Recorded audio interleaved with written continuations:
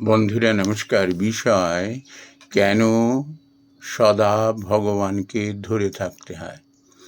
বন্ধুরা, এ বিষয়ে ঠাকুর শ্রী রামকৃষ্ণ পরমহংসদেবের একটি কথা আমাদের প্রাতঃস্মরণীয়।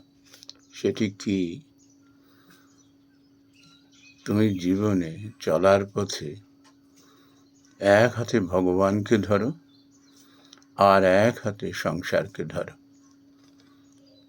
তারপর যখন সময় হবে দু হাতে ভগবানকে ধরো। কেন বলেছেন এমন কথা? তার কারণ হলো, আমরা বহু মানুষ আমাদের দৈনন্দিন জীবনে তা উপলব্ধি করি।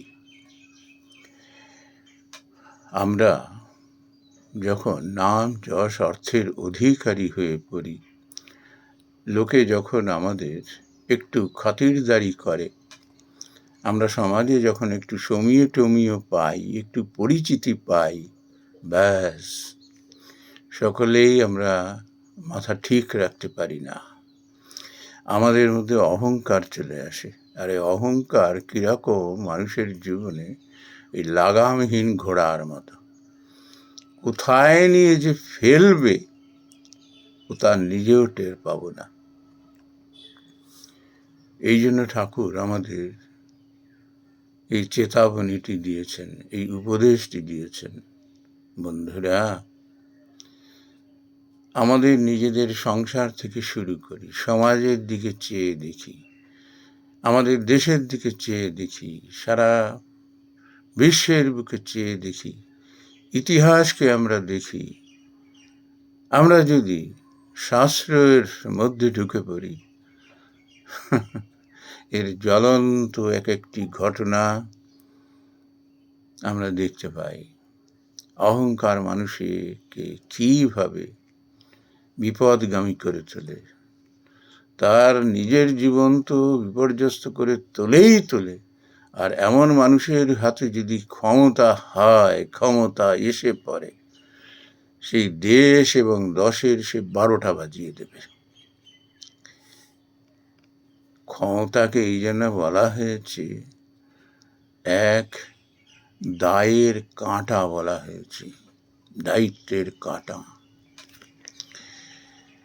যারা প্রকৃত সত্যনিষ্ঠ হয়ে ক্ষমতাকে যারা ঠিক পথে কাজে লাগাতে পারে,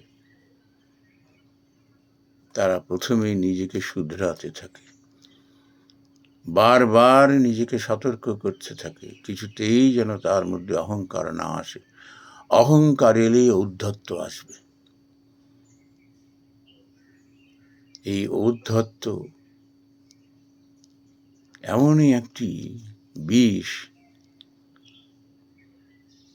যা মানুষকে তিলে তিলে যন্ত্রণা দিয়ে মারে, সেটা সে বুঝতে পারে না।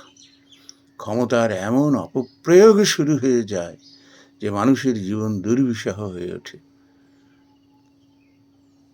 মানুষের, অসহায় নিরীহ মানুষের চোখের জলে ধরণী সিক্ত হতে থাকে।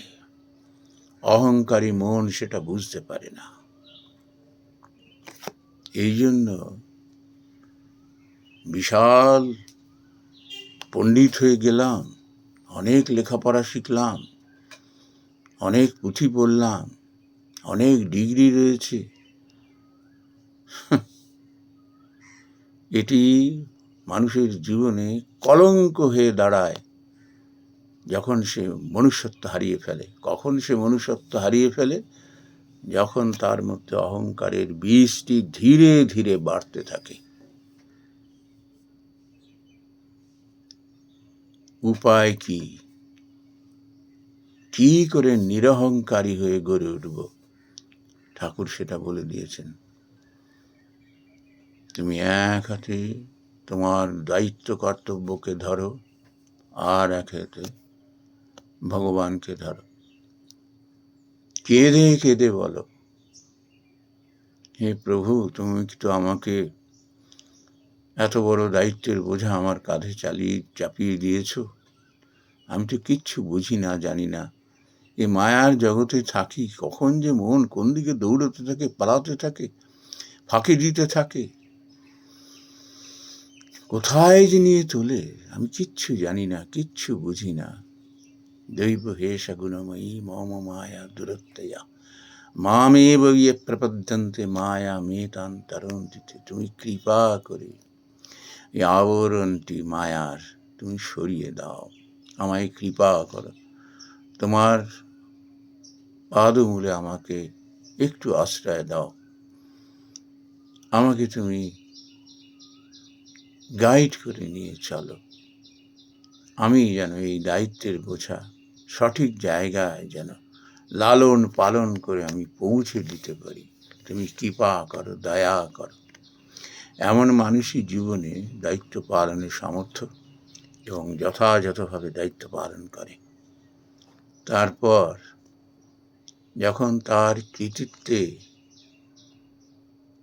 দেশ দশ যখন সমৃদ্ধ হতে থাকে, তখন সে দায়িত্ব থেকে অবসর নেয়, একদম আড়ালে চলে যায়।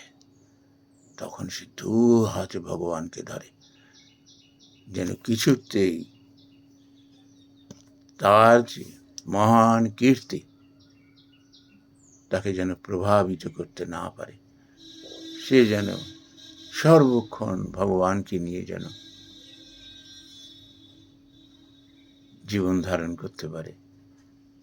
তার গুণগান কীর্তন করতে করতে, তার নিজের জীবনে তার কৃপার কথা স্মরণ করতে করতে যেন তার শেষ জীবনটি অতিবাহিত হয়ে যায়। নমস্কার বন্ধুরা।